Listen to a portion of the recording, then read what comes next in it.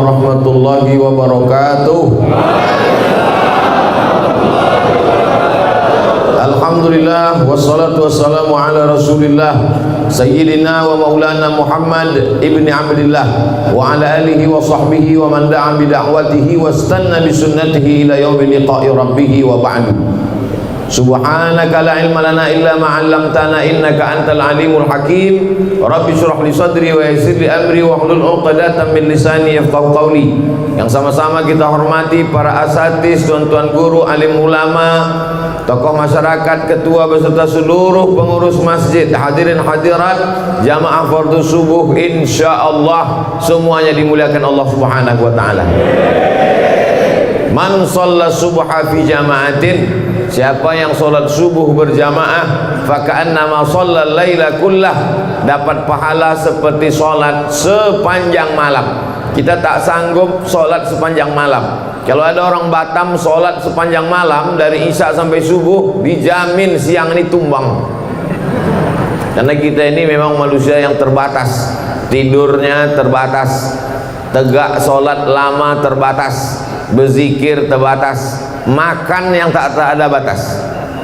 Tapi kalau sudah melakukan aktivitas ada batasannya, maka Allah tahu kita tak sanggup, kita tak mampu, lalu kemudian Dia kasih keringanan, cukup dengan sholat subuh berjamaah. Alhamdulillah, masjid kita ini, masjid apa namanya? Nurul Huda. Masjid Nurul Huda ini luar biasa. Karpetnya cantik, kipasnya banyak, suara mikrofonnya pun terang benderang. Imamnya pula hafal Quran 30 juz. Masjid lain imamnya hafal juga tapi juz 30. Di Masjid Nurul Huda 30 juz. Suaranya pun sedap, doanya pun mantap, tak ada kurangnya. Jamaah melimpah ruah. Nampaknya macam-macam tak sampai Covid ke Batam. Karena sampai sekarang belum ada teori yang mengatakan Covid ini bisa berenang untuk sampai ke Pulau Batam. Tapi walaupun begitu, fotonya jangan di-share, nanti saya bisa kena pidana. Ini namanya pidana Covid. Kalau mau diambil foto saya sendiri aja lah. Jamaah ini jangan nampakkan. Jarang-jarang saya pakai jas Jenderal Sudirman ini.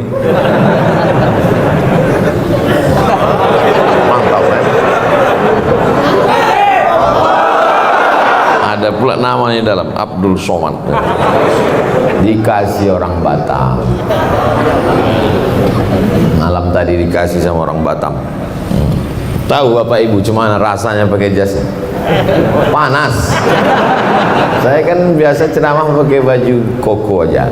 Nah, ini perlu dijelaskan. Jangan sampai nanti jamaah berbisik-bisik, kenapa Ustaz tuh penampilannya agak lain sekarang. Menyenangkan hati orang itu adalah perbuatan yang paling ringan tapi pahalanya besar. Idkhalus surur fi qulubil mu'minin, menyenangkan membahagiakan hati orang. Dikasihnya kita baju, kita pakai bajunya. Kalau Bapak Ibu dikasih orang kain, pakai kainnya.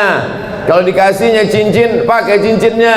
Sehingga ketika dipakai, nampaklah kita menghormati, menghargai dia. Aku tengok baju yang ku kasih ke Ustaz itu sekali pun tak pernah pakai. Yang udah dijual ni pula baju itu. Al-hadiah la tuhda. Hadiah tak boleh dihadiahkan lagi pada orang lain. Bayangkan ada hadiah kita kasih ke orang, dipakainya tak pernah, tiba-tiba dikasihkannya pula ke orang lain, nampak mata kita. Bayangkan sakitnya itu. Bapak Ibu yang dimuliakan Allah Subhanahu wa taala, membahagiakan orang lain bagaimana kalau menyenangkan Allah Subhanahu wa taala. Kalau sudah hati kita senang, apapun akan kita kasih. Betul? Iya, maaf, Batam ini senang betul hatinya dengan kedatangan Ustaz Abdul Somad yang ke-8 tahun. Saya sampai ke Batam ini 2013, sekarang sudah 2021. Ini yang ke-8 tahun saya ke Batam. Walaupun sudah 8 tahun bolak-balik saya datang ke Batam, ada juga orang Batam yang baru pertama kali datang ke pengajian saya. Alhamdulillah, senangnya bisa melihat Ustadz pertama kali. Lalu selama ini kemana aja kamu? Saya selama ini cuma dengar online aja Pak Ustaz. Ini kan zamannya online sekarang. Anak-anak sekolah online. Efek dari online ini apa? Banyaklah anak-anak yang tak mandi pagi, tak gosok gigi. Di atas berjilbab, bawah pakai celana pendek. Karena online semuanya. Maka jangan sampai sholat berjamaah kita pun online. Mesti on time. Mesti tepat waktu. Mesti datang ke masjid. Walau berjarak, pasang jarak, social distancing. Tapi yang namanya memakmurkan masjid tetap tidak ditunda. Kalau cerita tunda-tunda, Covid ini mulai marak Januari 2020, sekarang sudah 2021, dia tak pergi-pergi. Jangan-jangan datang pula Covid, kawannya Covid-20, Covid-21. Maka ibadah inilah yang akan kita bawa menghadap Allah Subhanahu wa ta'ala, terutama sholat subuh berjamaah. Tapi cerita tentang sholat subuh berjamaah di Masjid Nurul Huda ini mubazir. Marilah kita sholat subuh berjamaah, tak ada gunanya, karena jamaah udah melimpah ruah, macam-macam tak muat masjid ini. Saya tengok ini perlu masjid ini dibesarkan lagi. Setuju? Siapa ngisinya? Ada masjid perumahan di salah satu kota tempat saya ceramah. Ada masjid di situ, kecil aja masjidnya. Lalu saya tanya, kenapa masjid ini kecil? Sesuai kebutuhan Pak Ustaz. Besar-besar untuk apa? Tak ada jamaahnya katanya. Jadi kalau kita bangun masjid besar, sesungguhnya bukan untuk sekarang. Manusia ini makin lama makin banyak apa makin sedikit? Makin banyak. Dulu Batam ini 2-3 orang aja isinya. Sekarang melimpah ruah. Maka kita bangun masjid ini besar-besar, sampai 2 lantai ke atas, sampai melimpah keluar. Ini adalah untuk anak cucu kita sampai hari kiamat nanti, insyaallah. Sumbangkan tanahnya, wakafkan semennya, berikan tiangnya kokoh, kasih kubahnya yang kuat, maka insya Allah mati kita, mereka tetap melaksanakan sholat berjamaah subuh, Idul Fitri, Idul Adha, tahajud malam, qiyamul lail, sholat tarawih, dan puncaknya adalah sholat jenazah. Puncak sholat itu sholat jenazah itulah, sampai 4 kali takbirnya. Didoakannya kita, Allahumma fir lahu warhamhu wa'afihi wa'fu anhu waj'alil jannata maswahu, Allahumma ja'al qabrahu raudhatan min riyadil jinan. Jadikanlah kubur Abdul Somad salah satu dari taman-taman surga.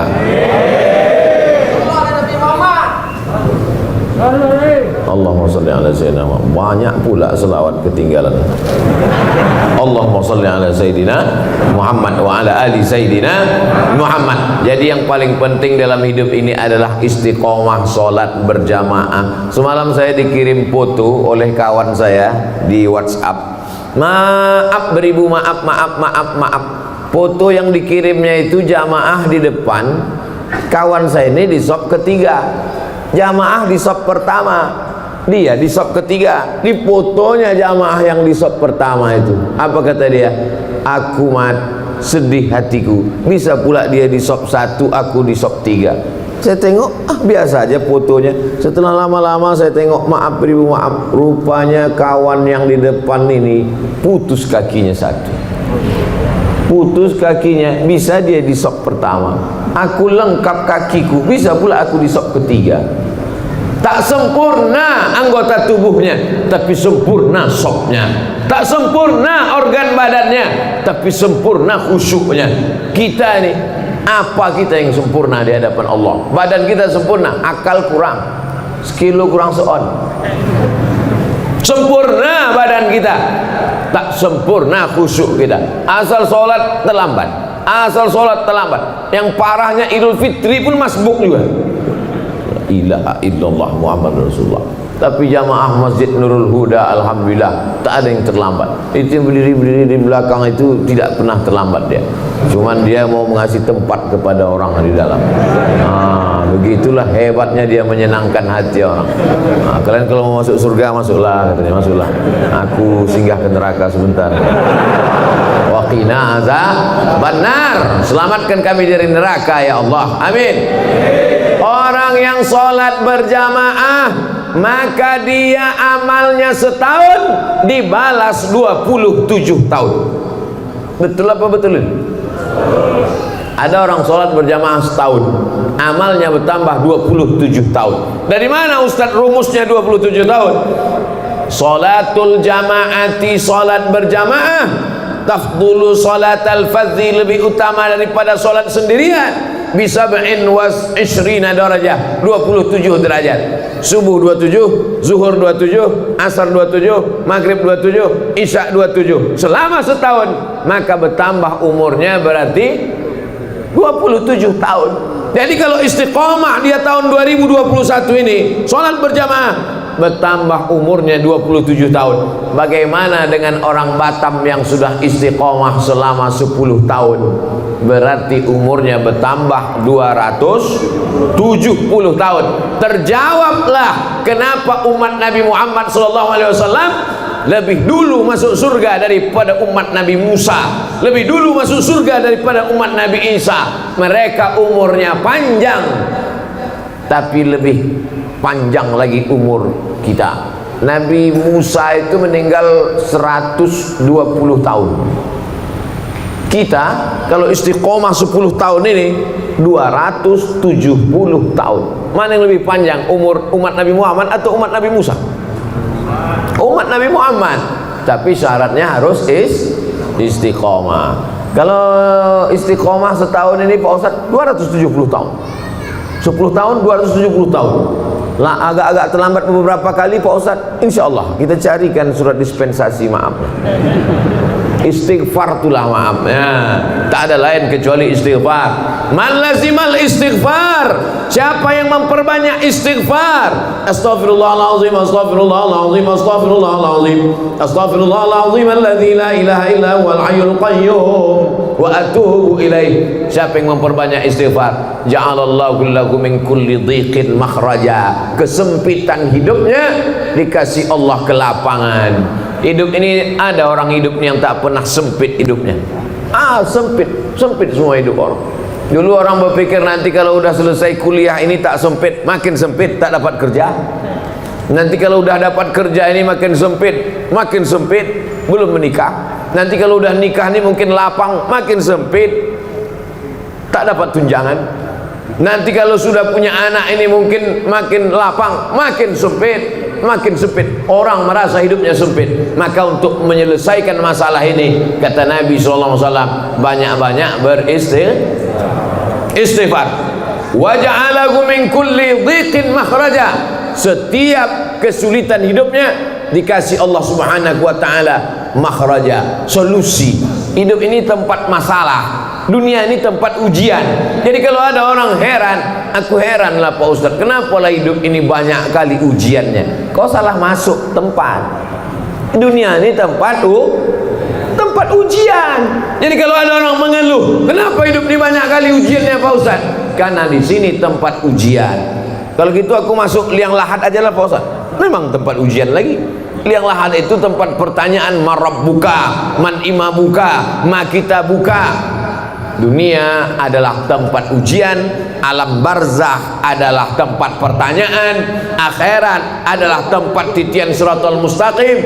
Maka puncak yang kita inginkan, tempat ketenangan adalah surga jannatul firdaus insyaallah. Amin.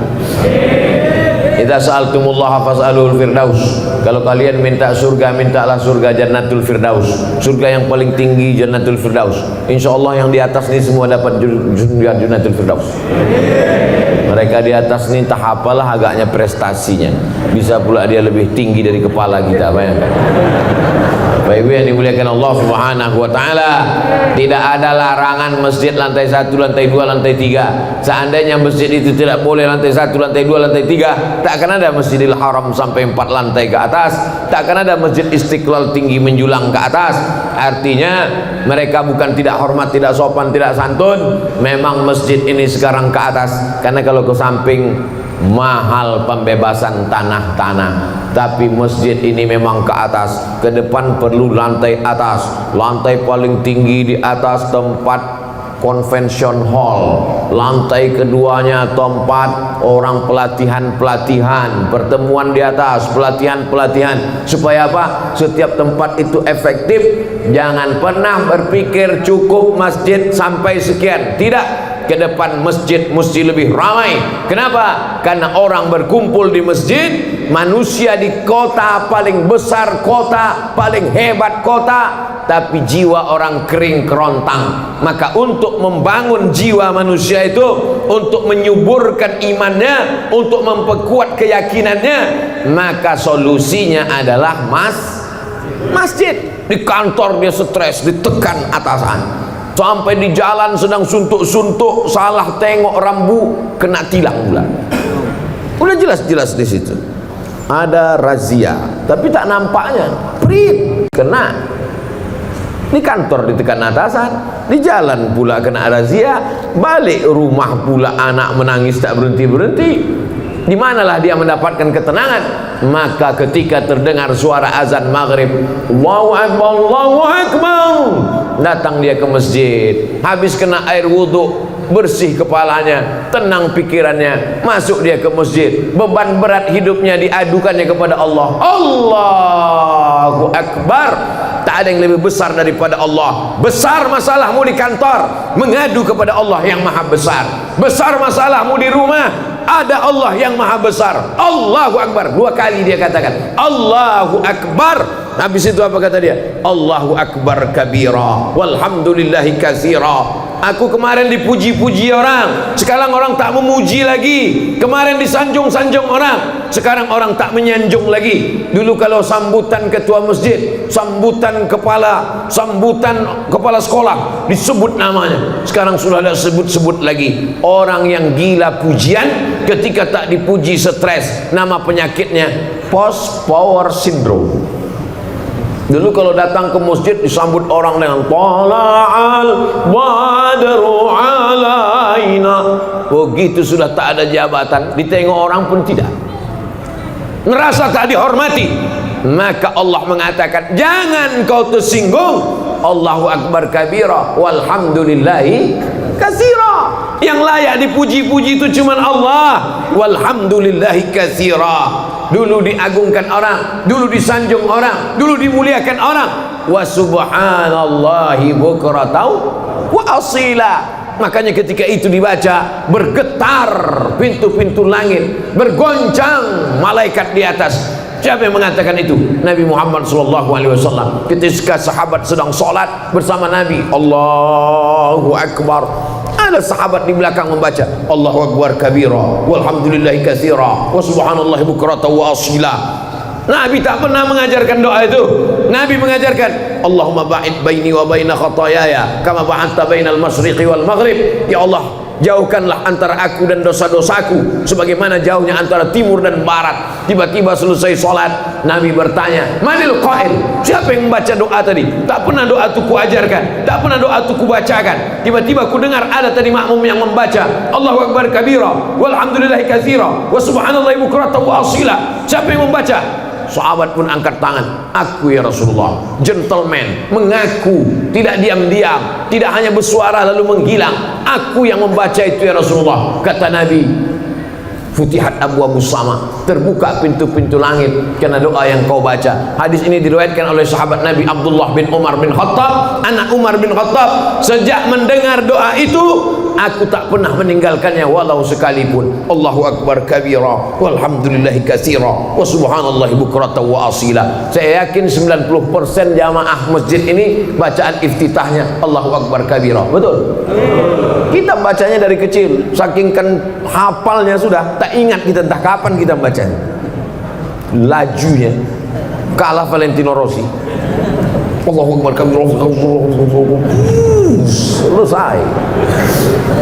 Salat adalah perenungan, salat adalah khusyuk, salat adalah kesadaran bahwa kita sadar kita sedang berhadapan dengan Dia, bukan berhadapan dengan tiang, bukan berhadapan dengan dinding.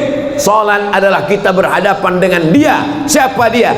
Wajjahtu Dia, ku hadapkan wajahku. Aku bukan menghadap gubernur, aku bukan menghadap presiden, aku bukan menghadap menteri. Aku menghadapkan kepada Dia yang menghidupkan gubernur, yang menciptakan presiden, yang mematikan pejabat-pejabat. Yuhyi wa yumit wa huwa ala kulli syai'in wajjahtu wajhiya lilladzi fatara as-samawati wal arda hanifan musliman wa ma ana minal musyrikin. Inna salati wa nusuki wa mahyaya wa mamati lillahi rabbil alamin. Kalau sudah kita serahkan semua urusan kita ke Pak Kades, insya Allah selamatlah KTP kita. Amin.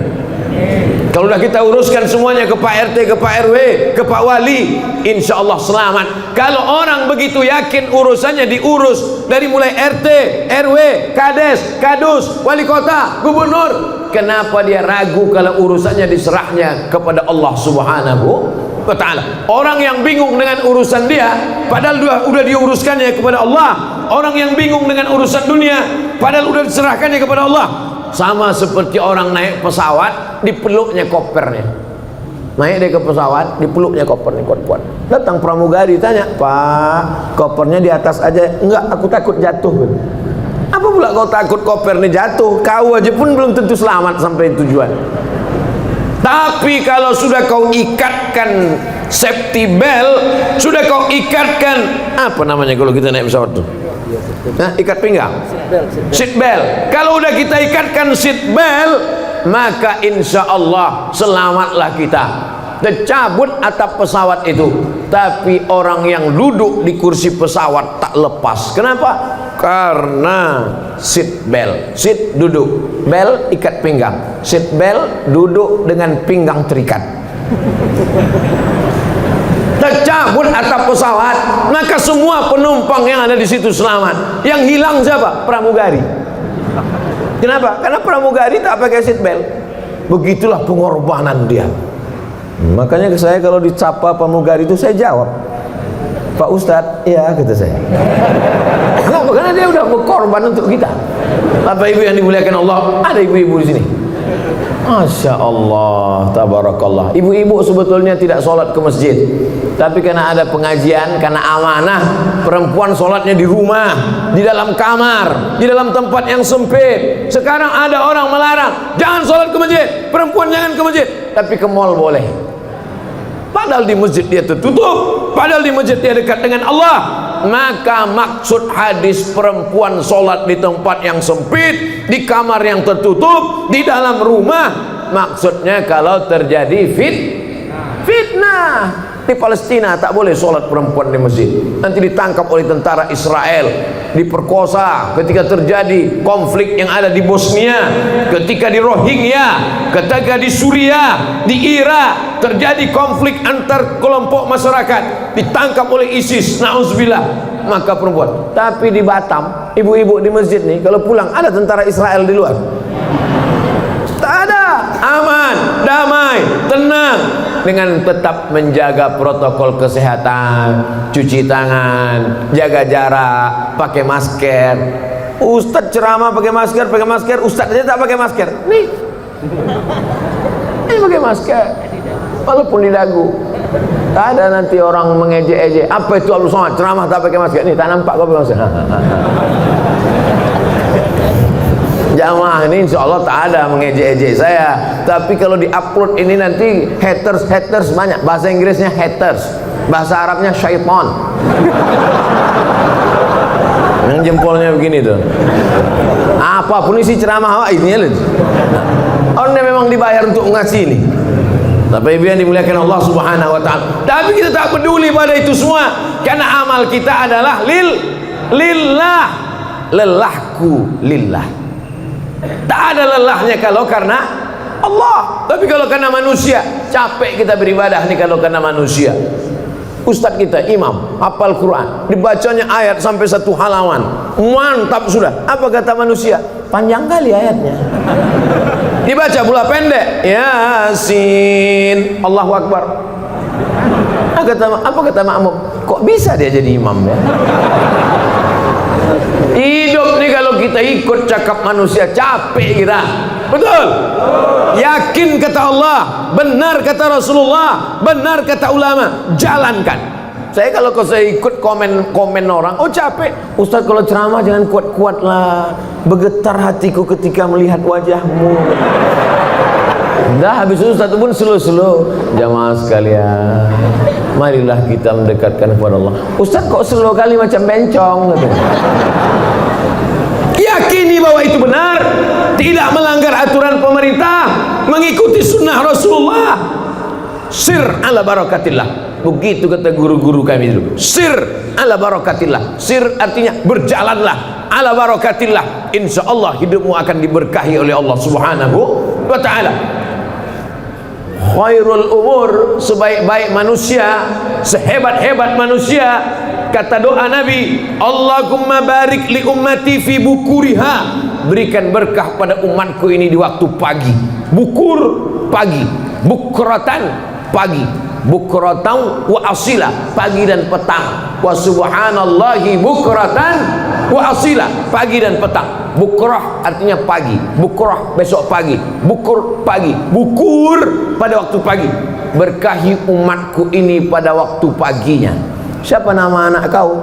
Bukratan wa asila. Kenapa begitu? Yang satu lahir pagi, satu lahir petang. Ya Allah, berkahi umatku ini pada waktu paginya. Artinya apa?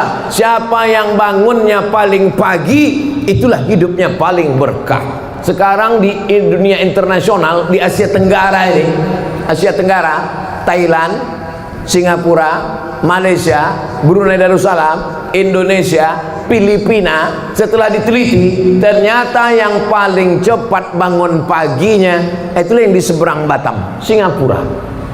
Mau Islam, mau tak Islam, asalkan dijalankannya sunnah Nabi Muhammad SAW, siapa yang paling awal bangun paginya, maka dialah yang paling maju. Singapura itu maju karena mengikuti sunnah Rasulullah SAW, paling awal bangun pagi. Belum lagi azan subuh, udah bangun orang Singapura.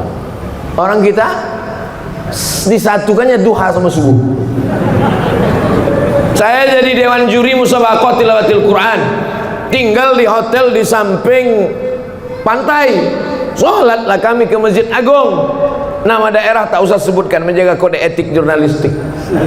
Sholat subuh dari hotel ke masjid, kiri kanan kedai kopi buka.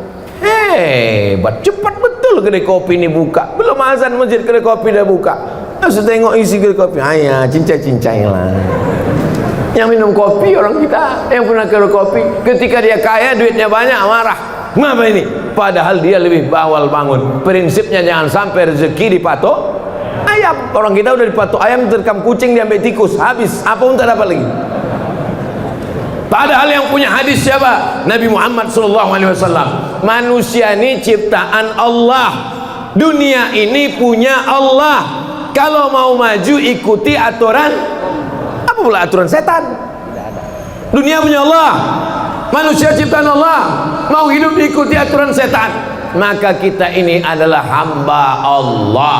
Apa kitabnya? Al-Quran. Siapa contoh teladannya? Muhammad SAW. Siapa teknisinya? Kalau kita punya TV, kalau kita punya mesin, kalau kita punya barang, kita beli ke pabrik, ada juklaknya, ada katalognya. Apa katalog hidup ini? Quran. Siapa model contohnya? Nabi Muhammad. Nabi tak ada lagi sekarang. Lalu siapa kita ikut? Al ulama warasatul anbiya. Ikuti para ulama. Ulama yang macam mana? Ulama yang takut kepada Allah Subhanahu wa ta'ala. Karena kata Allah dalam Quran, innama yakhshallaha, yang takut kepada Allah min ibadihil ulama. Ulama lah yang takut kepada Allah Subhanahu wa ta'ala. Walaupun dia ahli fisika, walaupun dia ahli biologi, walaupun dia ahli matematika, kalau dalam hatinya takut kepada Allah, maka sesungguhnya dia ulama. Ulama artinya berilmu. Anak-anak kita mesti berilmu, tapi dengan ilmunya itu dia takut kepada Allah. Bukan dengan ilmunya itu dia buat pesawat canggih, tapi justru melupakan Allah. Dengan ilmunya itu dia buat TV mantap, tapi isinya melalaikan kepada Allah. Kemarin sore saya dikirim video tentang orang koma di rumah sakit. Menangislah suami sama anaknya, macam mana lah menyadarkan istriku ini biar supaya dia bangun dari komanya. Datang anaknya, papa, gimana caranya mama biar sadar ya? Gimana? Kita buatkan video TikTok. Karena dulu dia suka TikTok. Ini kalau kita buatkan video dia sadar. Itulah yang sekarang jadi tontonan orang. Bayangkan, mau menyadarkan dari koma pun mau dibuatkan TikTok. Nah, habis kiamat dari dunia ini. Lama saya menengok ini. Mau saya hempaskan handphone tuh. Ingat saya banyak WA di dalam, tak jadi. Bagaimana cara menyelamatkannya ini? Kalau tidak kita bawa umat ini ke dalam masjid. Dari maghrib ke isya, jangan lagi ada TV, jangan lagi ada handphone. Tutup laptop, tutup shutdown komputer, masuk ke dalam masjid. Maghrib ke isya. Kita tiru pengajian, jadwal pengajian di Malaysia. Saya kalau ke Malaysia dulu sebelum Covid, setahun 2 kali. Itu pengajiannya di Malaysia tuh ngaji tak lama-lama, pendek aja. Dari maghrib ke isya 45 menit. Habis itu sholat isya. Selesai sholat isya, yang mau pulang silakan pulang, yang mau bertahan di masjid soal jawab. Ditulis di depan mereka, pakai mejanya tinggi, lalu ada tulisan bawah, Anda bertanya, Ustadz menjawab, number, WhatsApp number. Tulis semua. Jadi langsung dia tanya. Tak banyak-banyak, pengajian pendek aja ngaji. Yang lama makannya banyak. Setiap masjid ada dapurnya, dapur umum. Jadi masjid tidak membeli nasi. Jadi masjid tidak membeli nasi dari orang yang memasak nasi tak ke masjid. Masjid dimasak oleh orang masjid. Nasi dimasak oleh orang masjid. Ketika memasak dia berwudu, ketika memasak dia bersolawat, ketika memasak kencingnya berbasuh, sehingga orang yang memakan itu ada rahmat dan barokahnya. Masjid ini ada dapurnya, buatkan dapurnya, sehingga kita, oh kalau begitu apalah guna nanti catering Pak Ustadz? Bagus kalau membeli catering kepada jamaah, sehingga duitnya itu berputar di antara jamaah. Kalau duit dia banyak, dia akan bersedekah. Kalau duit dia banyak, dia akan belikan karpet masjid. Belikanlah uang kita kepada jamaah yang kira-kira kalau duit jamaah itu banyak, akan balik juga ke masjid. Setuju? Itulah yang membuat orang marah kepada Abdul Somad ini. Abdul Somad cerita tentang duit, Abdul Somad cerita tentang politik, karena memang di mana-mana ceramah saya itu isinya 3: perbaiki pendidikan, pengajian di masjid berkualitas, perbaiki ekonomi, belanja kepada jamaah supaya duitnya berputar antara jamaah. Tahu ada jamaah yang punya penyewaan mobil, sewa mobil dia. Tahu antara jamaah ada yang punya laundry, pakai laundry dia. Tahu di antara jamaah ada yang jual buah, beli buah dia. Tahu jamaah ada yang jual tanah, kabarnya kau jual tanah. Iya. Tanah siapa yang kau jual? Entah, aku pun tak tahu tanah siapa. Bapak Ibu yang dimuliakan Allah Subhanahu wa taala, masjid menjadi sentral tempat berkumpul. Ada orang yang sangat kaya, bingung mau kemana lah aku campakkan duitku ini Pak Ustaz. Bingung aku Pak Ustaz.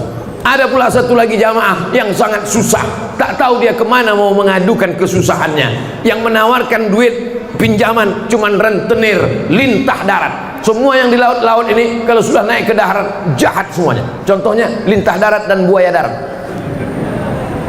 Maka datanglah jamaah masjid. Masjid mempertemukan antara pejabat dengan rakyat. Masjid mempertemukan antara orang kaya dengan orang yang susah. Bertemunya di mana? Di dalam masjid. Itu siapa tuh? Kawan ayah. Ayah jumpanya di mana dulu? Di Masjid Nurul Huda, Perumnas Geria Sagulung Permai Blok E nomor 1A Sagulung Batam. Udah ku sebutkan alamatnya lengkap, tak juga datang, entahlah. Di mana jumpanya? Di masjid. Di mana disolatkan jenazahnya? Di masjid. Di mana dia mengadukan kesusahannya? Di masjid. Diangkatnya tangannya, Allahu Akbar. Ditempelkannya keningnya ke lantai, lalu diucapkannya subhana rabbiyal a'la wa bihamdi. Kalau duitnya banyak, di mana diletakkannya duitnya yang banyak itu? Di masjid. Sampai ke masjid tengok, apalagi yang kurang. Ini nampaknya udah tercabut-cabut kubah ini. Berapa? Tanya. Ini nampaknya berapa? Ini nampaknya kipas angin tak hidup. Kenapa? Segitu.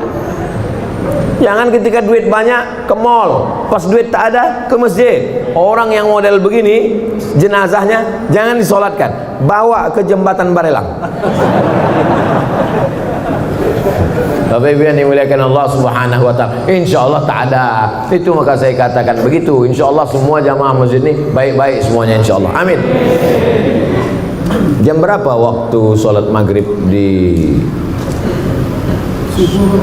maghrib? Saya kadang tak percaya sama orang, lebih percaya sama Google. Waktu sholat Batam, waktu sholat Batam maghrib jam 6.14. Sekarang jam 6 matahari terbit. Pas matahari terbit tak boleh sholat karena waktu tanduk setan. Waktu terbit matahari itu bulat, ada datang setan bertanduk. Kata setan. Matahari itu bulat gini. Waktu matahari bulat, ada datang setan menghampiri matahari dengan dengan tanduknya. Kata. Jadi kalau ada nanti jumpa, mana tahu calon menantu bapak, apa kabar pak? Katanya, sehat setan. Ini matahari bulat, habis itu keluar tanduknya. Berapa lama? Setinggi tombak. Setelah diukur menurut ilmu astronomi, setinggi tombak itu 12 menit. Jadi jam 6 lewat 14, genapkanlah 15, sebetulnya 12. Tapi karena kita udah lama berkawan, 15 saja lah. Pas jam 6.15 barulah boleh sholat sunat isyraq. Usolli sunnatal isyraq raka'ataini lillahi ta'ala. Jadi pengajian subuh itu kapan stopnya? Pengajian maghrib, dari maghrib ke isya 45 menit. Senin malam Selasa akidah, wujud, qidam, baqa, mukhalafatul hawadis, qiyamu binafsihi, wahdaniyah, qudrat, iradat, ilmun, hayat, sama, basar, kalam, tentang Allah, tentang malaikat, tentang azab kubur, tentang akhirat, tentang hisab, tentang Quran. Malam Selasa tafsir surat Yasin. Kenapa tafsir surat Yasin? Karena mau pindah rumah baca Yasin, mau nikah baca Yasin, tahlilan baca Yasin, mengusir hantu jembalang tanah Yasin. Tapi arti Yasin pun tak tahu. Yasin, apa arti Yasin? Lakiku. Nama laki dia Muhammad Yasin. Tafsir surat Yasin, tafsir surat-surat pendek, tafsir Wadduha, tafsir Alam Nasrah, tafsir Qul Huwallah. Supaya apa? Supaya waktu sholat paham apa yang dibaca. Tak usah kaji-kaji tafsir tak tentu arah. Ini tafsir, kau ngaji tafsir apa tadi? Tafsir mimpi. Mimpi aja sekarang orang banyak takut. Mimpi aja dilaporkan ke polisi sekarang. 3. Hadis-hadis pendek, hadis arba'in. Itulah yang kita kaji. Streaming itu namanya pengajian matan arba'in, Imam Nawawi namanya. Akidah udah, tafsir udah, hadis sudah. Apalagi fikih, belajar tentang halal, haram, makruh, mubah, syarat, rukun, wajib, sunat, sunat muakkad. Nanti sekali-sekali 6 bulan sekali baru datang Abdul Somad tablik akbar, pengajian umum. Tapi mesti ada pengajian khusus. Jangan anggap pengajian umum ini dianggap ilmu. Belum, ini bukan ilmu, ini hanya membangkitkan semangat. Pengajian khusus mesti ada.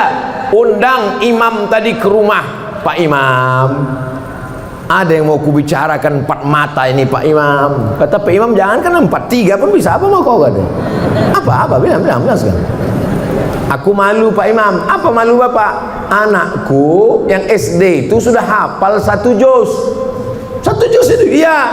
Terus apa masalahnya? Setiap dia pulang sekolah, dia mau ngulangkan hafalannya. Terus aku belum bisa iqra. Jadi selama ini cuma apa? Selama ini aku pura-pura ngangguk aja lah. Jadi aku mau belajar baca Quran sama Pak Imam.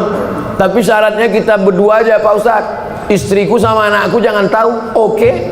Belajar tahsin sama Pak Imam. Dari mulai iqra 1, iqra 2. Nanti kalau anaknya nanya, Papa udah berapa? Papa udah 4. 4 juz Pak, jangan kau tanya-tanya. Maksudnya iqra 4. Belajar baca Quran. Tidak ada batasan ilmu dalam Islam. Tidak ada itu S1 22, S2 25, S3 27. Itu aturan barat. Dalam Islam menuntut ilmu minal mahdi ilal lahdi, sampai liang lahat. Sampai orang mau mati di liang lahat pun ditalqinkan la ilaha illallah. Bahkan sudah mati pun talqin itu ada 2. Ada talqin ketika sakratul maut mau mati, ada talqin ketika sudah dikuburkan. Di Batam orang mati sudah dikubur masih ada baca talqin? Banyak yang tak menengok jenazah nampaknya nih. Nampaknya jenazah di Batam main hanyutkan aja. Masih dikubur kan? Dikubur. Setelah dikubur itu dibacakan talqin. Hai fulan bin fulan, kalau datang malaikat maut bertanya kepada engkau, man rabbuka, katakan Allah. Man nabiyuka, katakan Nabi Muhammad SAW. Ma imamuka, katakan Al-Quran. Ma kitabuka, katakan Al-Quran. Siapa saudaramu, katakan saudaraku orang-orang beriman. Kenapa lagi disampaikan itu padahal dia sudah mati, meninggal dunia? Begitulah maknanya dua talqin itu. Pertama mendoakan dia, yang kedua ini jamaah hatinya sedang lembut karena tetangganya baru meninggal, ini jamaah hatinya sedang lunak karena ayahnya baru mati, karena emaknya baru wafat. Mumpung hatinya sedang lembut, diceramahilah sama ustaz. Jangan mengubur orang macam mengubur kucing, gali tanah kubur, dah tak didoakan sudah putus. Tak didoakan pak, sudah putus. Kalaulah putus amal orang hidup kepada orang mati, ngapain ada sholat jenazah? Betul? Nanti kalau ada orang mengatakan jangan doakan, udah putus. Nanti kalau dia mati tak usah sholatkan. Ditanya sama anaknya, enggak kita sholatkan, udah putus. Sikit putus, sikit-sikit putus. Itulah tausiah kita pada subuh ini. Sebelum jam 6.15 kita jawab pertanyaan-pertanyaan berikut. Assalamualaikum warahmatullahi wabarakatuh. Waalaikumsalam. Di akhir zaman umat Islam akan terpecah menjadi 73 golongan. Yang akan masuk surga hanya satu golongan. Golongan mana tuh Pak Ustadz? Golongan saya lah. Apakah kita berada di sini termasuk golongan itu Pak Ustadz? Udahlah kau bangun subuh, mandi kedinginan, jalan kaki ke Masjid Nurul Huda, pengajian, sholat subuh berjamaah, ragu pula masuk surga. Ada orang yang tak mandi wajib, tidak bersedekah, tidak sholat, yakin masuk surga. Kau udahlah mandi, bersunat, sholat, puasa, ragu pula masuk surga. Jadi sebetulnya apa yang membuat umat Islam ini ragu masuk surga? Man qala la ilaha illallah Muhammadur Rasulullah dakhalal jannah. Siapa yang mengatakan la ilaha illallah Muhammadur Rasulullah pasti masuk surga. Yakin apa tak yakin? Percaya apa tak percaya? Sataftariqu ummati ala iftaraqatil yahud ala ihda wa sab'ina firqah. Yahudi terpecah 71 golongan. Iftaraqatin nasara ala thintai wa sab'ina firqah. Nasrani terpecah 72 golongan.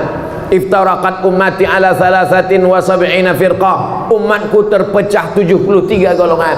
Yahudi 71, Nasrani 72, orang Islam 73. 71, 72, 73 ini bukan angka nominal, tapi angka jumlah menunjukkan bahwa perpecahan umat Islam lebih banyak daripada Yahudi dan Nasrani. Bukan angka nominal.